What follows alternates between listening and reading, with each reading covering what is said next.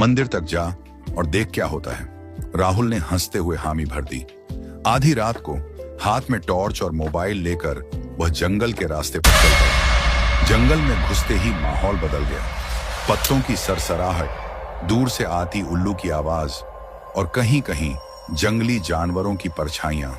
राहुल के कदमों की आहट साफ सुनाई दे रही थी, जैसे कोई उसका पीछा कर रहा है। अचानक उसने दूर से घोड़े के टापों की आवाज सुनी। टक टक टक टक। वो आवाज धीरे धीरे तेज होती गई। टॉर्च की रोशनी डालते ही राहुल की आंखें फैल गईं।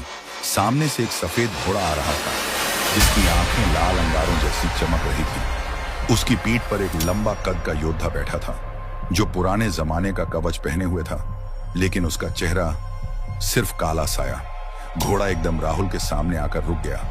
हवा का बहाव बदल गया और ठंडक की लहर दौड़ गई। योद्धा ने भारी आवाज में कहा, मेरी तलवार मुझे वापस दे, नहीं तो तू भी मेरी तरह अपूर्ण रहेगा। राहुल कांप उठा। कौन हो तुम? अतीत का राज योद्धा ने कहा, सैकड़ों साल पहले मैं इस गांव की रक्षा करते हुए मारा गया था। मेरी तलवार मंदिर के तहखाने में है। जब तक वो तलवार मुझे नहीं मिलेगी, मैं मुक्ति नहीं पा सकता। हर अमावस्या की रात मैं अपने सफेद घोड़े पर लौटता हूं तलवार लेने, लेकिन कोई मुझे देख ले तो वो मेरी नियति में बंध जाता है। राहुल के पैरों तले जमीन खिसक गई। इससे पहले कि वो कुछ कहता, घोड़े ने जोर से हिनहिनाकर उसे गिरा दिया।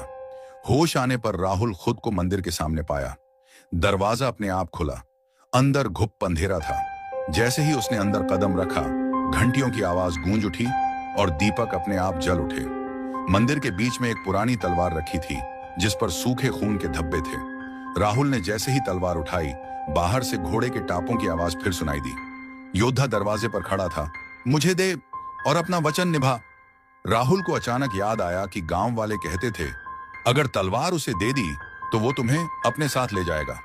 उसने तलवार देने के बजाय मंत्र पढ़कर उसे शिवलिंग के पास रख दिया। अचानक मंदिर की घंटियां तेज बजने लगी और घोड़े की चीख जैसी हिनहिनाहट सुनाई दी। योद्धा चीखते हुए धुएं में बदल गया, लेकिन जाते जाते उसने कहा, तूने मुझे अपूर्ण छोड़ा। अगली अमावस्या को मैं तुझे लेने आऊंगा।